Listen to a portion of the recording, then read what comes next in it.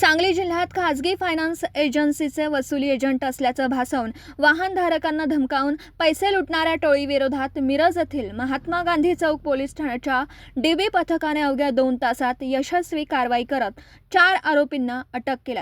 माननीय पोलीस अधीक्षक संदीप घुगे, अपर पोलीस अधीक्षक कल्पना बारेवकर व उपविभागीय पोलीस अधिकारी प्रणिल गिल्डा यांच्या आदेशानुसार सांगली जिल्ह्यात अशा प्रकारच्या गुन्ह्यांवर कडक कारवाईचे निर्देश देण्यात आले होते। त्यानुसार संदीप शिंदे, सहाय्यक पोलीस निरीक्षक प्रभारी महात्मा गांधी चौक पोलीस ठाणे मिरज यांनी तात्काळ तपास सुरू केला।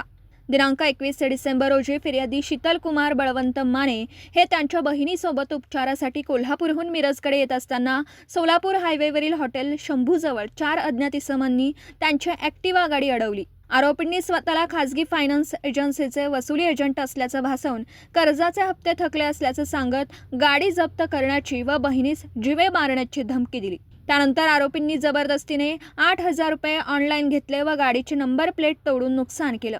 या प्रकरणी महात्मा गांधी चौक पोलीस ठाण्यात गुन्हा दाखल करण्यात आला असून तांत्रिक तपासाच्या आधारे संशयित आरोपी 1 विपुल किशोर भोरे राहणार सांगली, 2 आलोक परशुराम वायदंडे राहणार तानंग मिरज, 3 मयुरेश दीपक मोटे राहणार संजय नगर सांगली, 4 राजू मनीष परिहार राहणार मिरज यांना अटक करण्यात आली आहे। आरोपींना माननीय न्यायालयात हजर केले असता दिनांक 24 डिसेंबर पर्यंत पोलीस कोठडी मंजूर करण्यात आली। सदर गुन्ह्याचा पुढील तपास पोलीस उपनिरीक्षक रुपाली गायकवाड यांच्या मार्गदर्शनाखाली सुरू आहे।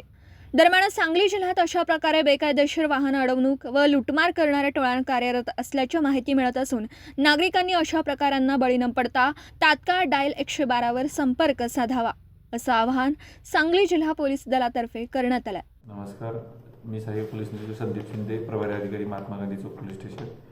फायनान्स कंपनीचे वसुली एजंट असल्याचे भासवून वाहन चालकास थांबवून त्यास हायवेवरती लुटण्याचा प्रकार घडला होता।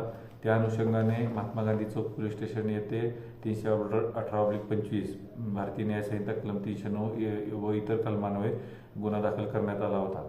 फिर्यादी यांनी पोलीस स्टेशन येथे येताच 2 तासाच्या आत महात्मा गांधी चौक पोलीस स्टेशनकडील डीबी पथकाने यातील आरोपींचा कुठलाही ठाव ठिकाणा इत्यादी माहीत नसताना तांत्रिक पुराव्याच्या आधारे आरोपींचा शोध घेऊन आरोपींना 2 तासाच्या आत अटक केली होती।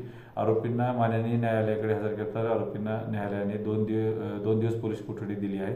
पोलीस कोठडी दरम्यान आरोपीकडून गुन्ह्यात वापरलेले दोन्ही वाहने तसेच गुन्ह्यात चोरी झालेली लुबाडलेली रक्कम 8,000 रुपये ही हस्तगत करण्यात आलेली आहे।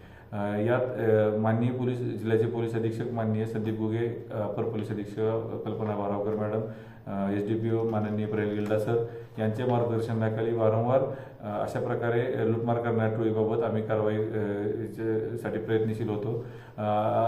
या गुन्ह्यातील फिर्यादी यांना थकीत हप्तेच्या ऐवजी कमी रक्कम घेऊन सेटलमेंट करण्याच्या प्रयत्नामध्ये आरोपींनी लुटमार केल्याची घटना घडली होती।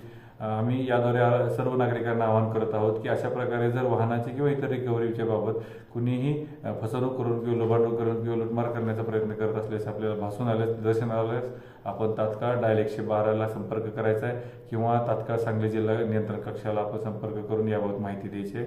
महात्मा गांधी चौक पोलीस स्टेशन अशा प्रकारे लुटमार करणाऱ्या टोळींवर यापुढे देखील कठोर कारवाई करणार आहे। दिवसभरातील घडामोडींचा आढावा घेण्यासाठी पाहत रहा N24 मराठी न्यूज चॅनल।